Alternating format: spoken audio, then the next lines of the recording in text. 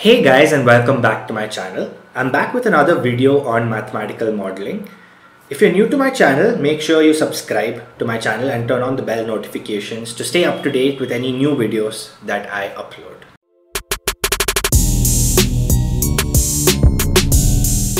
In today's video, we'll be talking about the SIS model, which is a popular model used in disease dynamics. The scope of today's video will mainly be describing the SIS model, finding the equilibrium points of the SIS model, finding their stability, and also a little bit about the solution curves and reproduction number. While I do mainly focus on only the disease dynamics aspects of the SIS model, this model can also be used in other fields and other applications where you have a similar kind of flow of population, as I will soon explain. So without further ado, let's get started with the SIS model. So what is the SIS model? The SIS model is a compartmental model. And if you're not sure what compartmental models are, I've already explained it in my mathematical modeling video, which I'll link right here and also in the description so that you can check out. It was one of the earliest suggested models to study disease dynamics, and there is a slight difference between the SI and the SIS model. So some of you might be aware of the SI model and you might be thinking, why is it different from what I've put down here? So I will try to explain what the difference is, right, through an example. So let's take the HIV virus, right? All of us are susceptible. Everyone in the entire world is susceptible to getting the HIV virus. And there is no cure for it today. And therefore, if you do get the HIV virus, you will stay infected. So if you were to look at this and try to figure out the flow, right, of the populations, you would see that everyone is first in the susceptible population. Some of those individuals who get infected move to the infected population. That is the only flow, right? Once you're infected, you stay infected until death, and there is nothing else that can flow either way. So that is the strict SI model, where there is a flow only from the S compartment to the I compartment. Now, if I were to talk about the SIS model, which is the scope of today's video, I will explain it again with another example. Take the common cold, right? Many of you might have gotten the common cold in 2019 or 2020. Now, that means you are susceptible and you got infected with the common cold. You took a few pills or took rest as per your doctor's suggestion, and you recovered from it. Now, in this case, A, you can recover from it. B, however, you don't have permanent immunity or long-lasting immunity. What I mean by that is, so you got it in 2020, now it's 2021, it's flu season again. You are again a susceptible individual to that disease, right? So that is the SIS model. Why? If you think about the flow, you are susceptible, you got infected, and once you recover, you go back to the susceptible population, which essentially means that the SIS model is suitable for those diseases where reinfection is a common occurrence, or reinfection can happen very easily. So let's take a look at the differential equations that describe the SIS model. And I do hope the difference between the SI and the SIS model are clear. If not, make sure you drop a comment and I'll try to address it the best way I can. So the SI model essentially has two differential equations which govern its dynamics. There is one for the S compartment, which is the susceptible population, or all those people who are susceptible to getting the disease, and there is another differential equation for the I population, which is the people who are already infected. Now, I will explain a bit more about it in the coming slide, but I just want to mention that the SIS model is mainly used in disease dynamics, but again, like I mentioned, can be used in other places as well. So let's get started with the SIS model, right? So this is the SIS model. We have two differential equations here. So now if I were to explain in terms of compartments, I have an S compartment and I have an I compartment, right? Now, everyone is susceptible. Now, once they do get the disease, they leave the S compartment and go to the I compartment. So I would represent it this way, that there is some outflow from the S compartment. And once you do recover, again, you are susceptible. So there is some inflow to the S compartment. Now the red arrow, which I've drawn, actually is the beta Si by N term. And the green arrow is actually the gamma I term. So there are a couple of questions, obviously, which you'll have. What is beta and what is gamma?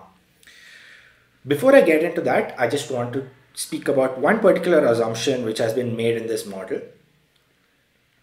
So if you were to do ds by dt plus di by dt, right, which is d by dt into s plus I, from the above two equations, we can see that you will actually get 0. So what do I mean by that, right? So what I mean by that is that the total population. So if I were to explain to you this way, this is our total population, let's call it N. The only two compartments, like I was talking about, is the S and the I compartment. So you either go from S to I and then back from I to S, but that is the only flow which these diseases take. So the entire population was essentially nothing but the sum of the susceptible and the infected population at any instant of time. So this implies that dn by dt is equal to 0, which essentially means that the rate of change of population is 0, or which implies that the population is constant. Now, is this assumption correct in the first place, or when can we make this assumption? So the population can be constant if the natural birth and death rate in that region is somewhat similar. A good example for that in today's world is Germany, where the natural birth rate and death rate are fairly similar. It may not be accurate in a country like India, where the birth rate is much higher than the natural death rate. Also, you can think of it this way, that if you're modeling something over a short span of time, let's say a month or a couple of months, and you're dealing with a disease where the mortality rate is close to 0, right? So if someone gets infected with that disease, they're not going to die. They may just transmit that disease to other people. So you're trying to study some disease like that over a short period, then it's fair to assume that the population will more or less be a constant. Now, I will be talking about the non-constant SIS model as well in a subsequent video. But for the scope of this video, we are dealing with this model where the population is constant.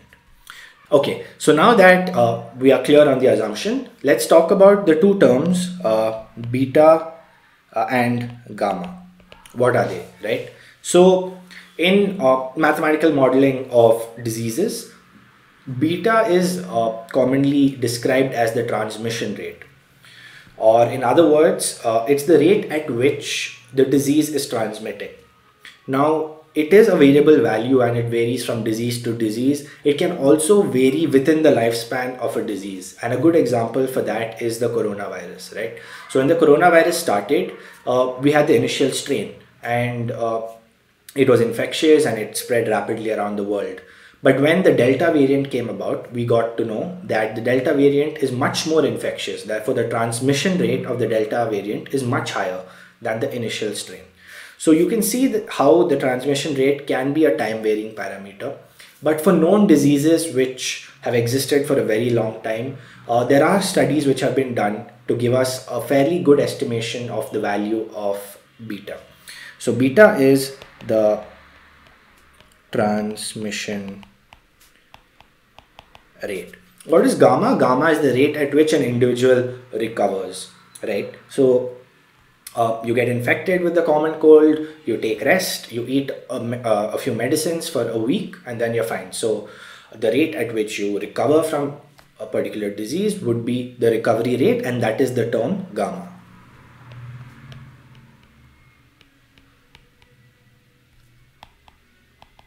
Alright, so now that the assumptions and the model is fairly clear, let's move ahead to the next aspect of any dynamical system, which is the equilibrium points. If you haven't if you haven't already seen my video on mathematical modeling where I explain what equilibrium points are, mainly on dynamical systems, I explain how to find the equilibrium points and how to find the stability of the equilibrium points. I will leave a link to the video here, you guys can check it out. So I'll just write the model here. Equilibrium points are also called fixed points. And what we mean by that is at those particular points, the state of our dynamical system is fixed. So what do we mean by that? We essentially mean that the rate of change of the dynamical system as a whole will be zero. So the dynamical system is in a constant state. Now the way to find equilibrium points is to equate both the ds by dt term to 0 and the di by dt term to 0, because when all the state variables involved, in our case the state variables are I and S, when all the state variables involved have a rate of change as 0, which means they are all constant, we are in an equilibrium state. So now if we were to solve these two simultaneous equations, we can see from, you can take any one, so I'm going to take the first equation and I can see that now if I equal to 0, we can see that this satisfies, and for any value of, sorry about that, for all s, this equation is, both these simultaneous equations are satisfied. However, if I is not equal to 0, then what happens, right? So then we see that S is equal to n times gamma by beta. This is the equilibrium point, and this will be satisfied for any I. So you can see we have two sets of equilibrium points here. One is any s comma 0, and we have n comma gamma by beta comma any I. Okay, now that we have solved for the equilibrium points, we can see that there are two sets of equilibrium points. One is s comma 0 and the other set is n times gamma by beta comma I. Now, while there are an infinite number of equilibrium points in disease dynamics and mathematical modeling of diseases, we mainly are interested with two sets or two specific equilibrium points, so to speak, and those are the disease-free equilibrium point and the endemic equilibrium point. Now the disease-free equilibrium point is that state where nobody is infected or everyone is free of the disease, right? So that essentially means that the entire population is just susceptible. So that could be thought of as the starting point of any disease. Now the endemic equilibrium point is actually much further along into the disease once the disease has progressed and has reached kind of a steady state or an endemic state. In technical terms, endemic refers to a localized disease pattern. So for example, in the case of coronavirus, it was global, and if it were to reach endemic state, within each country as well, we would see outbreaks in small regions of each country. That would be an endemic state, and therefore it makes sense to discuss stability about those points. Now, the way we discuss stability is obviously as follows. If you are not aware of how to deal with stability, I have two videos on stability analysis. I'll link both of them right here and in the description box. You guys can check it out. I won't be explaining in detail about that aspect here. We'll just go into actually finding the stability. So we use the Jacobian method because our SI model is a nonlinear model. We can see that the S into I terms in both the ds by dt and the di by dt differential equations actually make it nonlinear. So we find the Jacobian, as you can see, I've already found it here, and we actually try to find the equilibrium point first at the disease-free equilibrium point, which is as follows. So I is 0, so the first term is 0, and here we have minus beta plus gamma, and here we have again 0 and plus beta minus gamma. Now, the way we deal with stability is, of course, we try to find the eigenvalues of this Jacobian matrix and try to see whether the eigenvalues are positive or negative, or if they are complex, we have a particular method. Again, I've explained those in the videos. You guys can check it out. So here I proceed to find the eigenvalues of this Jacobian matrix evaluated at the disease-free equilibrium point, and I get two eigenvalues. One is 0 and the other is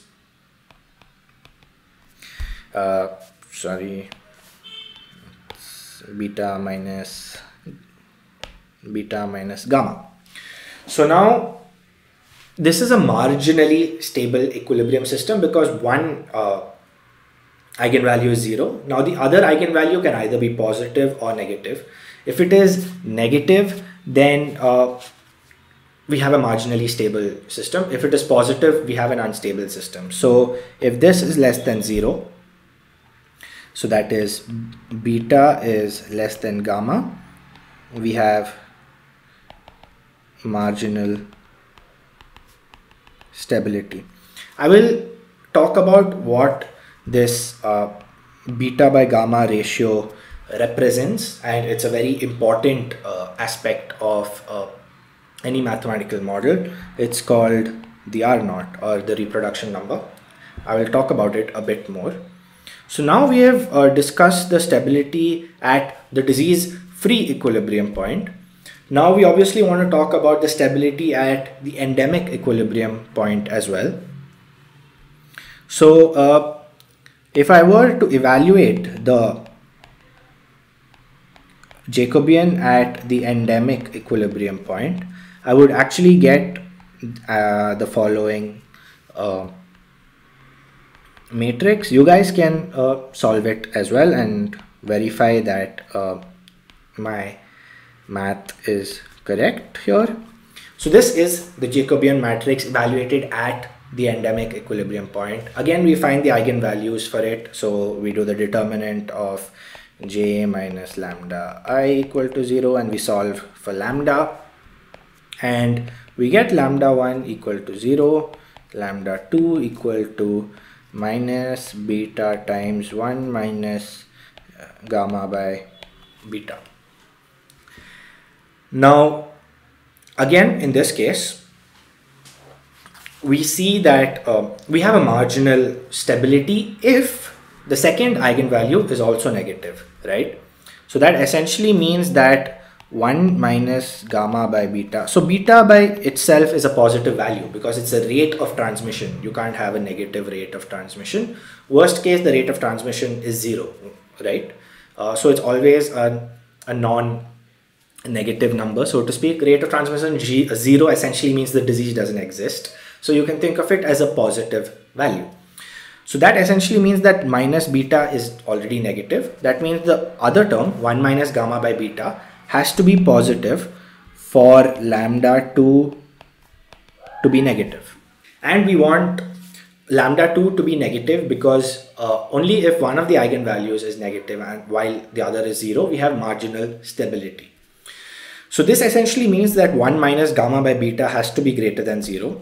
And again, this implies that gamma by beta has to be less than, gamma by beta has to be less than 1. So now from the previous slide, we can see that R0 is defined as beta by gamma.